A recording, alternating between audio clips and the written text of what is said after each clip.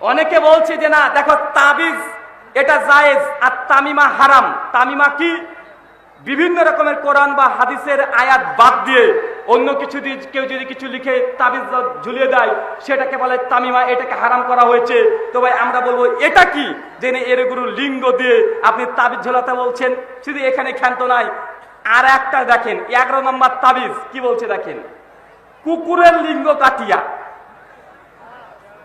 ভাই বাংলা লেখা, ভাই তো এসেছে বাংলা পড়তেন, কি লেখা আছে? কুকুরের লিঙ্গ কাটিয়া লইবে, আছে না নাই? কুকুরের লিঙ্গ কাটিয়া, ভাগ্যিস বলেনি বাঘের লিঙ্গ কাটিয়া। তাবিজ করছে দেখেন হুজুর, কুকুরের লিঙ্গ কাটিয়া লইবে, সঙ্গমের পূর্বে উরুতে বাঁধিবে, ইহাতে রতি শক্তি বৃদ্ধি পায়, উহা উরুতে বাধা থাকাকালীন লিঙ্গ নিস্তেজ হইবে না, কামাগ্নি প্রজ্বলিত থাকবে। মানে কুকুরের লিঙ্গ কাটিয়া নিয়ে আসবেন, কোমরে বাঁধবেন, স্ত্রীর কাছে যাবেন, আবারও ঘন্টার পর ঘন্টা ডট ডট ডট। এটা হচ্ছে তাবিজ। এটা কে করেছে? এ পরীক্ষা কে করেছে? আর এই তাবিজ কি আল্লাহ সুবহানাহু ওয়া তাআলা কোরআন মাজিদে দিয়েছে? এই কথা কি আল্লাহ নবী হাদিসে কখনো বলেছে? একের পরে এক যতগুলো তাবিজের কথা বলা হয়েছে যদি পড়ি, আর একটা দেখেন দেখেন, শুধুমাত্র কুকুর বিড়াল ছাগল এদের লেজ কেটে, এদের লিঙ্গ কেটে, এদের অন্ডকেশ কেটে তাবিজ করলে নাকি এই শক্তি বৃদ্ধি পায়। দেখেন একদম ডাইরেক্ট কলকাতা হারবাল চিকিৎসা চলছে। 13 নম্বর তাবিজ, বাদুর ও চামচিকির রক্ত পদতলে মর্দন করিলে লিঙ্গের উত্থান হইয়া থাকে। ভাই কথা মনে বুঝতে কষ্ট হচ্ছে নাকি? কথা বুঝতে কষ্ট হচ্ছে? মানে এইভাবে গোটা বই তাবিজ দিয়ে লোড করা আছে। আল্লাহ সুবহানাহু ওয়া তাআলার কাছে দোয়াই প্রার্থনা, আল্লাহ যেসব তাবিজগুলো বলা হয়েছে বেহেশতের জোর নামক কিতাবে, বিখ্যাত গ্রন্থ, সাধারণ আমজনতা লেখা নয়, বড় আল্লামা মাওলানা আশরাফ আলী থানভী তার লেখা বইয়ের মধ্যে এই তাবিজগুলো আছে। এগুলো স্পষ্ট শিরক কি শিরক নয়। এই জন্য আল্লাহ নবী বলছে, মান তাওয়াল্লাকা তাইমাতান ফাকাদ আশরাকা, যে ব্যক্তি তাবিজ ঝোলালো ওই ব্যক্তি শিরক করলো। ইসলামের তাবিজের কোনো জায়গা নাই, ইসলামের জায়গা আছে ঝাড়ফুঁকের। কিসের কথা বলেন? ঝাড়ফুঁকের। কোনো যদি সমস্যা হয়, আপনি নিজে যদি সূরাতুল ফাতিহা পড়তে পারেন, সূরাতুল ফাতিহা পড়ে গোটা শরীরে আপনি ঝাড়ফুঁক করেন, জায়েজ না নাজায়েজ? জায়েজ। আপনি যে কোনো সমস্যা রাত্রিবেলাতে আপনি সূরা নাস ফালাক ইখলাস পড়বেন, আয়াতুল কুরসি পড়বেন, ঝাড়ফুঁক করবেন। আল্লাহ রাসূল দিয়েছে ঝাড়ফুঁক, কিন্তু আমাদের এক শ্রেণীর ঝাড়ফুঁক আর করে না আলেমরা, আমাদের তাবিজ দিয়ে দিচ্ছে। কারণ একটাই, সে হচ্ছে ব্যবসা। কারণ ঝাড়ফুঁক দিয়ে 500 টাকা নেওয়া যায় না। ধরেন আপনার কাছে এসেছে, এসে বলছে ভাইজান আমার ছেলেটা রাত্রিবাতে যেন কেমন কেমন করে। তো কেমন করে? এই এই জিনিস করে। হুজুর তখন বলছে যে আচ্ছা ঠিক আছে, ঝাড়ফুঁক করে দিই। সূরা ফাতিহা পড়েছে, 3 বার টুকটুক করে ফু দিয়েছে। এখন হুজুর কি বলতে পারবে 500 টাকা দাও? বলতে পারবে না। কিন্তু হুজুর যদি বলে আচ্ছা ঠিক আছে তোমাকে তাবিজ দিয়ে দিচ্ছি, 3 দিন পরে একটা তাবিজ দিয়ে দিয়েছে, ভাই বলুন তো এখন তাবিজ দেওয়ার পরে 500 টাকা নিতে পারে কি পারে না? পারে। তার মানে বুঝা গেল আল্লাহ রাসূলের সুন্নাতকে পদদলিত করে আজকে তাবিজকে জায়েজ করা হয়েছে শুধুমাত্র ব্যবসার কারণে। এটা হুজুরদের পকেটে টাকা ঢোকার কারণে মানুষকে শিরক করে আজকে মুশরিক বানাচ্ছে কি বানাচ্ছে না? বানাচ্ছে। আল্লাহ সুবহানাহু ওয়া তাআলা তুমি আমাদেরকে এই কথাগুলো বোঝার তৌফিক দান করো। সকলে পড়ি আল্লাহুম্মা আমিন।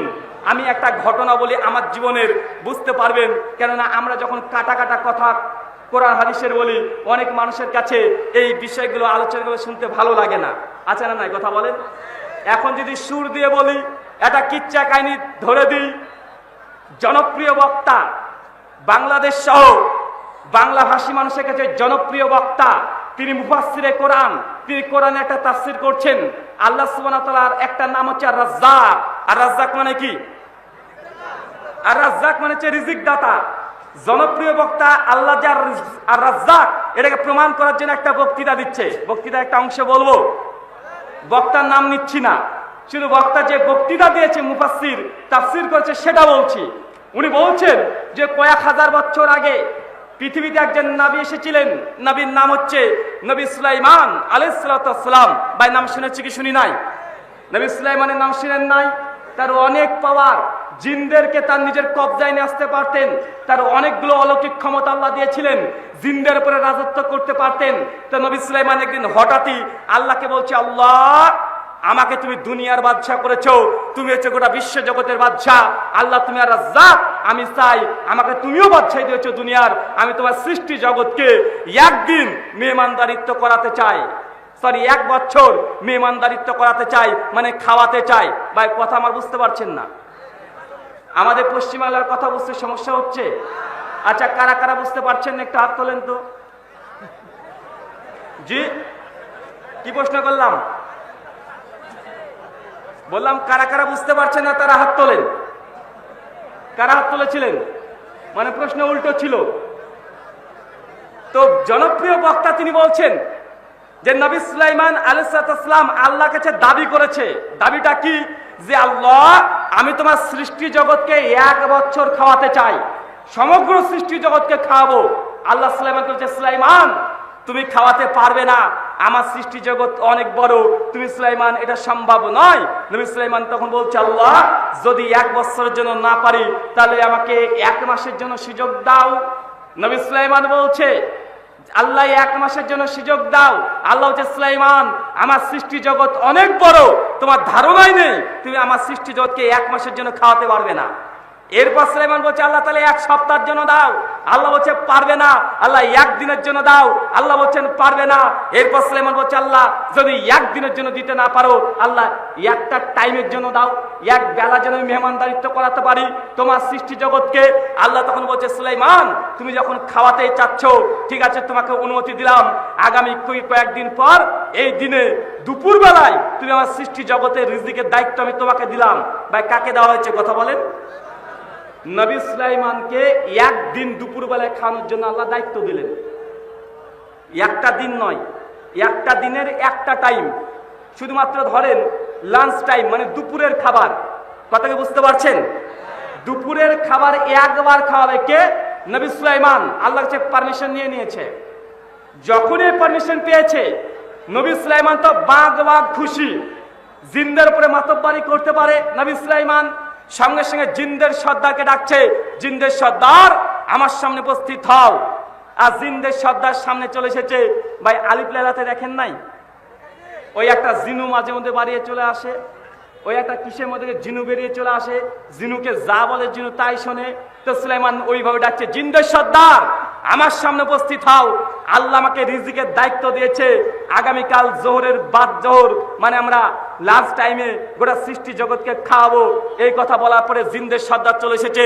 জিনদের সর্দারকে বলছে, যাও গোটা বিশ্ব জগতের প্রাণীকুলকে তুমি দাওয়াত দিয়ে আসো, আর তোমরা একদল যাও দুনিয়াতে যত রকমের প্রাণী আছে সবাইকে ধরে নিয়ে আসো আর রান্না করো, আগামীকাল আমি তাদেরকে খাওয়ান দেব, মানে তাদের মেহমানদারিত্ব করব।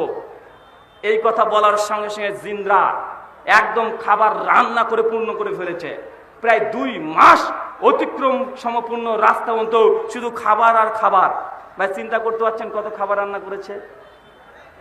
মানে একজন মানুষ আজকে হাঁটতে শুরু করলো, 2 মাস হেঁটে যতদূর যাবে অতদূর শুধু খাবার আর খাবার। মানে জিনরা তো পারে, ভাই পারে কি পারে না? জিনদের ক্ষমতা তো বেশি, চোখের পলকে তারা অনেক কিছু করে ফেলতে পারে। তো জিনরা খাবার তৈরি করে সম্পূর্ণ করে ফেলেছে। যখনই খাবার রেডি, নবী সুলাইমান বাঘ খুশি, এই তো আমি নাকি খাওয়াতে পারবো না, এতগুলো খাবার রান্না করা হয়ে গেছে। এই কথা বলতে বলতে সঙ্গে সঙ্গে সমুদ্রের মধ্যে থেকে একটা বড় তিমি মাছ হাঁ করে বেরিয়ে চলে এসেছে। এসে বলছে, সুলাইমান আজকে তুমি রিজিকের দায়িত্ব নিয়েছো, আমার খুব খিদা পেয়েছে, দ্রুত আমাকে খেতে দাও। বক্তা বলছে, এই কথা বলাতে নবী সুলাইমান বলছে, এই মাছ তুই পানির নিচে যা, এখন তোর টাইম হয় নাই, তুই লাইনে দাঁড়া। যখন এই কথা বলেছে আর মাছ তখন বলছে যে, সুলাইমান আজকে আমি তোমার মেহমান, তুমি হচ্ছে মেজবান, আমার খিদা লেগেছে, দ্রুত খেতে দাও। যখনই মাছ এই কথা বলেছে নবী সুলাইমান সঙ্গে সঙ্গে জিনদের সর্দারকে বলছে, জিনদের সর্দার ওকে খেতে দাও। জিনদের সর্দার করেছে কি, 1 লুকমা খাবার মাংস মাছের মুখে মেরেছে, মাছটা টুকুস করে গিলে খেয়ে নিয়েছে। একটু বাদ মাছ বলছে আরো দাও। নবী সুলাইমান আরো একটু মাংস বেশি করে দিয়েছে, আবার টুকুস করে গিলে খেয়ে নিয়েছে। মাছ বলছে আরো দাও। জিনরা তখন রেগে গেছে, বলছে বেটা কত খায় রে? বলেছে এটা গোটা মুরগি দিয়ে দিয়েছে, 1 লুকমাতে খেয়ে নিয়েছে। আবার একটু বড়কে একটা ছাগল দিয়েছে, এক ঢোকে খেয়ে নিয়েছে। এবার একটা গরু ঢুকে দিয়েছে, গোটা খেয়ে নিয়েছে। উট দিয়েছে, এক মাস গোটা উট খেয়ে নিয়েছে। জিনরা রাগ করে বলছে, আরে যত খাবার রান্না করেছি তোর মতো ইচ্ছা মতো তুই খেতে শুরু কর। মাছ তখন খেতে খেতে এক লুকমাতে যত খাবার আছে সমস্ত খাবার খেয়ে শেষ করে ফেলেছে। যখন শেষ করে ফেলেছে, একটা বড় ঢেকুর তুলে মাছ সুলাইমানকে বলছে, সুলাইমান আমাকে আরো দাও, আমার এখনো খিদা নিবারণ হয়নি, আমি আরো খেতে চাই। নবী সুলাইমান সঙ্গে সঙ্গে বলছে, আরে বলে কি রে, আমি সমস্ত প্রাণী জগতের জন্য খাবার রান্না করেছি, আর এই মাছ একা খেয়ে নিয়েছে। খেয়ে তখন বলছে তার এখনো কি পেট পূর্ণ হয় নাই? যখন এই কথা বলেছে সুলাইমানকে, মাছ তখন বলছে, সুলাইমান আজকে তুমি রিজিকের দায়িত্ব নিয়েছো, তুমি আমাকে তৃপ্তি করে খেতে দিতে পারোনি। আমি আমার রব আল্লাহর কাছে এই অভিযোগ করব যে সুলাইমান আমাকে খেতে দিতে পারেনি। তুমি জানো আল্লাহ আমাকে প্রতিদিন এই 3 গুণ খাবার আমাকে দেয়। তুমি আজকে রিজিকের দায়িত্ব নিয়ে আমাকে আজকে ক্ষুধার্ত অবস্থায় আবার পানিতে যেতে হচ্ছে। আমি আল্লাহর কাছে তোমার নামে অভিযোগ করব। এই কথা বলাতে নবী সুলাইমান সিজদায় লুটে পড়লেন আর আল্লাহকে বলছে, আল্লাহ তুমি আর রাজ্জাক, তুমি সত্যি রিজিক দাতা। এটা আমি বুঝতে পেরেছিলাম না, এখন আমি রিজিকের দায়িত্ব নিয়ে বুঝতে পারলাম তুমি রিজিক দাতা। ঘটনা গোটাটাই মেড ইন চায়না। বুঝতে পারেনি অনেকে। এই যে এতক্ষণ যে ঘটনাটা বললাম না, প্রথম থেকে শেষ পর্যন্ত গোটাটাই জাল, মিথ্যা। এটা কোরআনে নাই, এটা কোনো হাদিসে নাই। হাদিস তো দূরের কথা, কোনো তাফসিরেও নাই। তাফসির তো দূরের কথা, কোনো অথেন্টিক ইতিহাসের গ্রন্থ, তারিখের গ্রন্থেও নাই। অনেকে বলছে এটা ইসরায়েলি রেওয়ায়ত। জি, এটা ইসরায়েলি রেওয়ায়ত নয়। যারা আমার সম্পর্কে কম বেশি জানেন তারা বুঝেন যে আমি কম বেশি Bible, old testament, new testament এবং তানাক, তালমুদ এগুলো আলহামদুলিল্লাহ পড়েছি। আমার খ্রিস্টানদের সঙ্গে অনেকগুলো বিতর্ক আছে। আমি বাইবেলের যতগুলো ভার্সন আছে সবগুলো কম বেশি একবার হলেও আমি পড়ে দেখেছি। এই ঘটনা ইসরায়েলি কোনো রেওয়াতেও নেই, কিন্তু ঘটনা একদম এ টু জেড পুরোটাই বক্তা নিজের বানানো। কিন্তু মানুষ সেটাই শুনতে চায়। আর এই বক্তৃতা যখন চলছে, কতবার যে মানুষ সুবহানাল্লাহ সুবহানাল্লাহ বলে, ভাই বলে কি বলে না? মানুষ ভাবছে বাপরে বাপ, দেখেছিস বক্তা কত বড় তিমি মাছের গল্প বললো। আপনাকে যদি 100 কোরআন হাদিস শোনাই আপনারা মনে থাকবে না, কিন্তু এই জাল ঘটনা বলেছি, এটা যদি আমি শেষে জাল না বলতাম আপনি ভাবতেন এটাই কোরআন হাদিস। ভাই মনে করতেন কি করতেন না? কথা বলেন। জনপ্রিয় বক্তা, তার নাম নিচ্ছি না, কিন্তু এই কথা বিশেষ করে বাংলার মুসলিমরা শোনে না এই ঘটনা। ভাই আমার বলার পূর্বে এই ঘটনা কারা কারা শুনেছেন একবার হাত তুলেন তো। ভাই এতজন মানুষ শুনেছে এই ঘটনা আমি বলার পূর্বে, কিন্তু আপনারা কি ভাবতেন এটা কোরআন হাদিস অথবা এটা তাফসির? ভাই এটা কোরআনও নয়, এটা হাদিসও নয়, তাফসিরও নয়, ইতিহাসও নয়, ইসরায়েলি কোনো রিয়াতও নয়, এটা সম্পূর্ণ বানানো গল্প। আল্লাহ নবী বলছেন, মান কাযযাবা আলাইয়া মুতাম্মাদান, কোন ব্যক্তি যদি আমার নামে এমন কোন হাদিস বলে, আমি নবী মুহাম্মদ সাল্লাল্লাহু আলাইহি ওয়াসাল্লাম বলি নাই মাকাদু মিনান নার, তার থাকার জায়গা জাহান্নাম। সহিহ বুখারী হাদিস নাম্বার 109। তার মানে বোঝা গেল এই হাদিস কেউ যদি হাদিসে বলে, সে বক্তা যত বড় হোক, আল্লাহ নবী বলছে তার থাকার জায়গা জাহান্নাম। এবার ভাই আপনাকে একটু বুঝাই বুঝতে পারবেন। ভাই এই গল্পটা আপনি যদি এইভাবে বুঝতেন যে একটা তিমি মাছ সে নাকি গরুর মাংস খাচ্ছে রান্না করা। ভাই তিমি মাছ কি রান্না করা মাংস খায়? বক্তা খাওয়াচ্ছে যে, বক্তাদের সুর করে ঘটনাটা বলে তিমি মাছকে যে রান্না করা মাংস খাচ্ছে, আপনি যে বুঝতে পারছেন, আপনি সুবহানাল্লাহ বলছেন। এরকম অজস্র ঘটনা আছে তাফসিরে মাহফিলের নামে। আল্লাহ রিজিক দাতা, ভাই এর জন্য জাল কেচ্চা কাহিনী তৈরি করার দরকার আছে? কথা বলেন। মিশকাতে হাদিসে একাধিক আছে, ঘটনা আছে, সেই সূত্রে সেগুলো বললেই পারে। কিন্তু এমন একটা টাটকা জাল হাদিস তৈরি করে জনপ্রিয় বক্তা মানুষ সমাজে এগুলো বলছে, মানুষের সেগুলোকে গ্রহণ করছে। ভাই এরকম কয়েকটা জাল কথা বলবো যেগুলো বক্তাদের মুখ থেকে শুনছেন, আসলে এগুলো হাদিস নয়। একদিন আল্লাহ নবী বসে আছেন, হোসেন রাদিয়াল্লাহু তাআলা আনহু হঠাৎ করে বলছে, নানাজি বলেন তো কে বড়? শুনেছেন এই আলোচনা? কারা কারা শুনেছেন একটু হাত তোলেন, দেখেন কতজন শুনেছে। আল্লাহ নবী তখন বলছে যে, হোসেন কে আর বড় হবে? আমি নবী, আল্লাহ গোটা রহমত স্বরূপ আমাকে পৃথিবীতে প্রেরণ করেছে, অতএব আমি বড়। হোসেন বলছে, জি না না, আপনি বড় নয়। আল্লাহ নবী তখন হতাশ হয়ে তখন বলছে যে, হোসেন কিভাবে আমি বড় নয়? হোসেন বলছে, আমি বড়, আপনি বড় নয়। আল্লাহ নবী তখন ব্যাখ্যা জানতে চাইছে যে কিভাবে বড়। হোসেন তখন বলছে যে, বলুন তো নানাজি আপনার মায়ের নাম কি? তো আল্লাহ নবী বলছে, আমার মায়ের নাম আমেনা।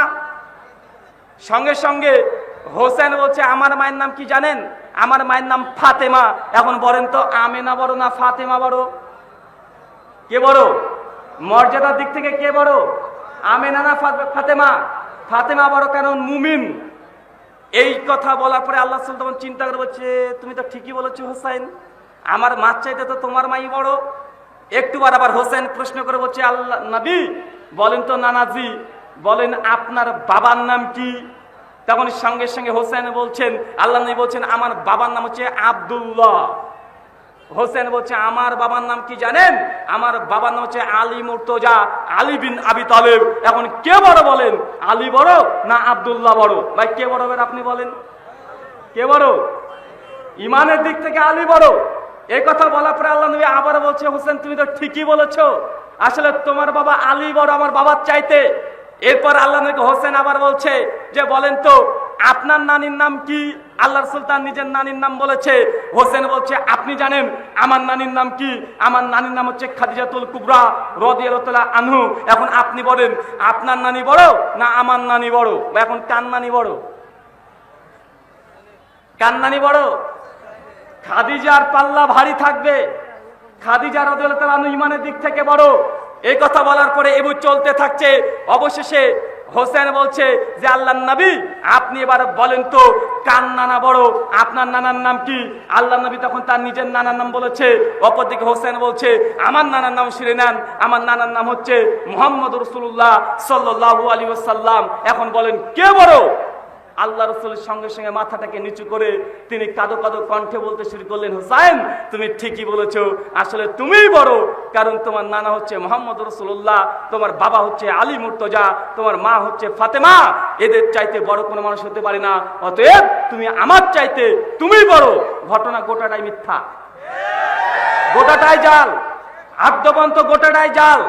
এটা কোরআনে কোনো আয়াতে নেই, কোন হাদিসেও নেই, জাল হাদিসেও নেই। এটা শিয়ারা তৈরি করেছে। কারা? কথা বলেন। কারণ শিয়াদের আকীদা নবীর চাইতে হোসেনের মর্যাদা বড়। এটাকে প্রমাণ করতে যে কেসা কাহিনী রচনা করেছে আর আমাদের বাঙালি মুফাসসিরে কোরআন আন্তর্জাতিক খ্যাতি সম্পন্ন বক্তারা এটাকে কত সুন্দর টোন দিয়ে সুর দিয়ে কত সুন্দর করে বলে। আরে মানুষ ভাবছে যে এটাই কোরআন হাদিস, মানুষকে কোরআন হাদিসের নামে মানুষের মনোরঞ্জন করার জন্য এই গল্পগুলো বানিয়ে ছয় লাভ করছে। অথচ নবীর নামে জাল হাদিস বলার পরিণাম সেই ব্যক্তি জাহান্নামী। আল্লাহ নবী সহিহ বুখারীর 109 নম্বর হাদিসে বলে গেছে। কিন্তু আমাদের না বক্তারা সচেতন আছে, না শ্রোতারা সচেতন আছে। মানুষ শুনতে চায় শুধু কেচ্চা কাহিনী, গল্প গুজব করে ঘন্টার পর ঘন্টা চালিয়ে যাও, কাটাকাটি করে দাও, সম্মিলিত লাস্টে একটা মুনাজাত করে দাও। মানুষ ভাবছে এটাই ওয়াজ। আছে না নাই? কথা বলেন। আল্লাহ সুবহানাহু ওয়া তাআলা এই ফিতনা থেকে, এই কেচ্চাকানি ফিতনা থেকে গোটা বাংলাদেশ সহ মুসলিম উম্মাহকে তুমি হেফাজত করো। সকলে বলি আল্লাহুম্মা আমিন। সম্মানিত দর্শক মণ্ডলী, আপনাদের কাছে বলার দুটো কথার উদ্দেশ্য, এক, ইবাদত করার পূর্বে দুটো জিনিস মনে রাখবেন। এক, হারাম কোনো খাবার সারান্নার বিড়ি পর্যন্ত খাওয়া যাবে না, যদি খান আপনার ইবাদত কবুল হবে না। দুই, শিরকযুক্ত কোনো ইবাদত করা যাবে না। একটা ঘটনা বলে বুঝতে পারবেন শিরক কোথা থেকে হয়। কয়েক বছর আগে আমি যখন আমাদের ভারতের নদিয়া জেলা দিয়ে যাচ্ছিলাম, পাশে আছে একটা কৃষ্ণনগর শহর, তো কৃষ্ণনগরে যাচ্ছিলাম, গাড়ির মধ্যে আমি বসা আছি। এই মতো পরিস্থিতিতে হঠাৎ আমার গাড়িটাকে থামিয়ে দেয় কিছু যুবক এসে। আমি গাড়িটাকে ব্রেক মেরে দাঁড়িয়ে যাই, আমার ড্রাইভার সঙ্গে সঙ্গে দেখি 8-10 জন হিন্দু দাদারা এসে আমার গাড়িটাকে আটকে দিয়েছে। আমি তখন প্রথমত ভয় পেয়ে গেছি যে কেউ আবার হঠাৎ করে আমার গাড়িটাকে থামিয়ে দিয়েছে। আর তখন জয় শ্রীরাম নিয়ে খুব তোলপাড় চলছে, দাড়িওয়ালা ব্যক্তিদেরকে অনেককে ধরে জয় শ্রীরাম বলেছে। আমি তখন ভাবছি মনে হয় আমার ভাগ্যে আজকে এটাই আছে। আমি ভয়ে ভয়ে গাড়িটার কাজটা মাত্র 2 ইঞ্চি নামিয়েছি। নামানোর পরে ভাবছি যে কি করে। সঙ্গে সঙ্গে তখন বলছে মৌলানা সাহেব চাঁদা দেন। আমি তখন ভাবছি যে চাঁদা চাইছে, তার মানে আর অন্য কিছু করবে না। সঙ্গে সঙ্গে আমি সাহস করে আমি কাজটাকে সম্পূর্ণ নামিয়ে দিয়েছি। নামানোর পরে আমি জিজ্ঞেস করছি দাদা কি বললেন? তো বলছে মৌলানা সাহেব চাঁদা দেন। আমি তখন ভাবছি মনে মনে যে এই সুযোগ ইসলামের দাওয়াতটা তাকে দিয়ে দিই। আমি সঙ্গে সঙ্গে বলছি দাদা কিসের চাঁদা? উনি তখন বলছে মৌলানা সাহেব সামনে শারদীয় উৎসব দুর্গাপূজা, এই দুর্গাপুজোকে কেন্দ্র করে আমরা মণ্ডপ তৈরি করবো, কয়েক লক্ষ টাকা বাজেট আছে, তো মৌলানা সাহেব কিছু চাঁদা দেন। আমি তখন জেনেও না জানার ভান করে বলছি দাদা দুর্গা এটা আবার কি? উনি তখন বলছে মৌলানা সাহেব আপনি জানেন না? আমি কি দুর্গা? বলছে দুর্গা আমাদের ভগবান। আমি তখন বলছি ভাই দুর্গা আপনার ভগবান? বলছে জি হ্যাঁ। আমি তখন বলছি ভাইজান তাহলে আমি যে প্রতিদিন 5 বার নামাজ পড়ি যে আল্লাহর জন্য, এই আল্লাহ আবার কিডা? দুর্গায় যদি ভগবান হবে তো আমি যার জন্য প্রতিদিন নামাজ পড়ি 5 বার পড়ি, এটা আবার কে? উনি তখন হাসতে হাসতে আর একজন যুবক তখন উঠে বলছে মৌলানা সাহেব আপনি এটাও জানেন না? আরে দুর্গা হচ্ছে আমাদের হিন্দুদের আল্লাহ, আর আপনাদের আল্লাহ ওটা হচ্ছে আপনাদের মুসলমানদের আল্লাহ। মানে আমাকে বুঝ দিচ্ছে, ও ভাবছে আমি বুঝি না, এই জন্য বলছে আসলে দুর্গা হচ্ছে হিন্দুদের আল্লাহ, আর আপনারা যে আল্লাহর উপাসনা করেন ওটা আপনাদের আল্লাহ। আমি তখন বলছি ভাই আমি তো দুজন আল্লাহতে বিশ্বাস করি না, কারণ আমাদের কোরআনে লেখা আছে কুল হু আল্লাহু আহাদ, বলো তিনি আল্লাহ এক এবং অদ্বিত আল্লাহ একজন। আমরা দুজন আল্লাহতে তো বিশ্বাসই করি না। পাশ থেকে একজন উঠে তখন বলছে মৌলানা সাহেব আসলে বুঝলেন না, যত মত তত পথ। আমাকে বলছে যত মত তত পথ। আমি বলছি ভাই পথ অনেক হতে পারে, কিন্তু সত্য পথ কিন্তু একটাই হবে। তো আমাকে একজন পাশ থেকে বলছে, যে ব্যক্তি প্রথম ধরেছে, তো মৌলানা সাহেব বলেন কত টাকা করবো? 100 টাকা করি। মানে আমি আছি দাবাত দেওয়ার তালে, ও আছে টাকা আমার পকেট থেকে বের করার তালে। আমি তখন বলছি ভাইজান আপনার সঙ্গে একটু কথা বলতে চাই। বলছে ঠিক আছে কথা বলেন, সমস্যা নেই, তো কত টাকা করবো তাই বলেন, আজ কথা বলি তারপর আপনাকে দিচ্ছি। উনি তখন সঙ্গে সঙ্গে বলছে আচ্ছা ঠিক আছে কি বলতে চান বলেন। আমি তখন বললাম ভাই দাদা আপনি যে বললেন দেবী দুর্গা ভগবান, তো দাদা এর পক্ষে আপনার যে প্রমাণ কি আছে? উনি তখন আমাকে বলছে ভাই দুর্গা ভগবান এর জন্য প্রমাণ লাগে নাকি? আজ কেন প্রমাণ লাগবে না? বলছে ভগবান ভগবান এর জন্য প্রমাণ কি লাগে আবার? আমি তখন বলছি ভাই অবশ্যই প্রমাণ লাগবে। আল্লাহ কোরআনে বলছে সূরা বাকারা 111 নম্বর আয়াত কুল হাতু বুরহানাকুম ইন কুনতুম সাদিকিন, যদি সত্যবাদী হয়ে থাকো প্রমাণ পেশ করো। উনি তখন বলছে ভাইজান আসলে আমরা তো দেবী দুর্গাকে আমরা পরম্পরা ধরে আমরা ঈশ্বর ভগবান দেবতা হিসেবে মেনে চলছি, এর জন্য আবার প্রমাণ কি লাগবে? আমি বলছি যদি প্রমাণ নাই লাগে তো ধরে নেন আমি ভগবান। উনি তখন বলছে আপনি ভগবান হতে যাবেন কেন? আচ্ছা তাহলে আমি যে ভগবান না এটা প্রমাণ করেন, হয় মেনে নেন আমি ভগবান অথবা প্রমাণ করেন আমি ভগবান না। উনি তখন বলছে যে দেখুন দেখুন আসলে এই তর্ক করলে অনেক হবে, আসলে যুক্তিতে মেলায় বস্তু তর্কে বহু দূর, আসলে তর্ক করে কখনো ভগবানকে পাওয়া যায় না। আজ তর্ক করেন, আমি তো প্রমাণ চেয়েছি যে দুর্গা যে ভগবান তার পক্ষে প্রমাণ কি? তো আরেকজন বলছে আচ্ছা মৌলানা সাহেব অনেকটা দেরি হয়ে যাচ্ছে, বলেন 50 টাকা করি, তাহলে 50 টাকা মানে 100 থেকে 50 নেমে এসেছে। পাশ থেকে একজন বলছে মৌলানা সাহেব মনে দেবে না, তার জন্য অনেকগুলো কথা বলছে, উনি হয়তো টাকা দেবে না, চল যাই। আজ না না না 50 টাকা দেন, 50 টাকা দিলে ছেড়ে দিচ্ছি। আমি তখন বলছি যে দাদা আমি আর একটা কথা বলতে চাই, বলবো? বলছে জি বলুন। আমি তখন সঙ্গে সঙ্গে বলছি যে দেবী দুর্গার যে মন্ত্র জপ করা হয় দর্শন মন্ত্র, এটা জানা আছে? উনি তখন বলছে মৌলানা সাহেব আসলে আমাদের তো জানা নাই, আমাদের ঠাকুর পুরোহিত ওরাই পাঠ করে। আচ্ছা পড়লে বুঝতে পারবেন? বলছে তা বুঝতে পারবো। আমি তখন বুঝতে পারলাম আমাদের মুসলমানদের মধ্যেও আছে। ওকে যদি বলা হয় সূরা ফিল বলতো, বলে সূরা ফিল তো আমার মুখস্থ নাই। ওকে যদি বলেন যে আলাম তারাটা বলতে শুরু করে দেবে। আছে না নাই কথা বলেন? ওকে যদি বলেন সূরা ইখলাস বলতো, বা ইখলাস মুখস্থ নাই, তো কুল হুটা বল, ও সঙ্গে সঙ্গে বলতে শুরু করে দেয়। মানে এমন লোক আছে না নাই কথা বলেন? তো ওই যুবককে বলেছে হিন্দু দাদাকে যে দেবী দুর্গা দর্শন মন্ত্রটা বলেন তো। উনি তখন বলছে আমি জানি না, ঠাকুর পুরোহিতরা জানে। আচ্ছা বললে বুঝতে পারেন? বলছে তা বুঝতে পারবো। দেবী দুর্গা একটা দর্শন মন্ত্র আছে, মন্ত্র পড়বো। মন্ত্র বলছে দেখেন,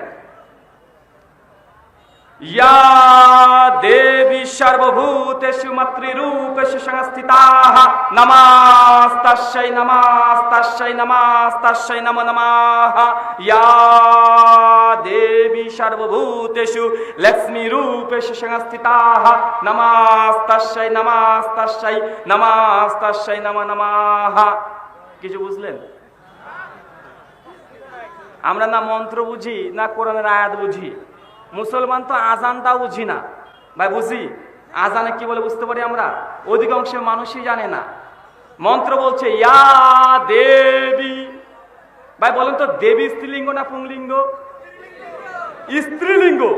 আমি ওই দাদাকে জিজ্ঞেস করলাম দাদা এই দেবী শব্দটা স্ত্রীলিঙ্গ না পুংলিঙ্গ? উনি বলছে কেন, এটা তো স্ত্রীলিঙ্গ। আজ শ্বেতাসূত্র উপনিষদ আপনার শাস্ত্র অধ্যায় 6 শ্লোক নম্বর 9 ঈশ্বরের ডেফিনেশন দিয়ে বলছে নাচশ্চে কশ্চিৎ পতিরস্তি লোকো নাচে সীতালিকাম সাকারানাম কর্ণপাদীপো নাচশ্চে কশ্চিৎ জনিতন যদিপা।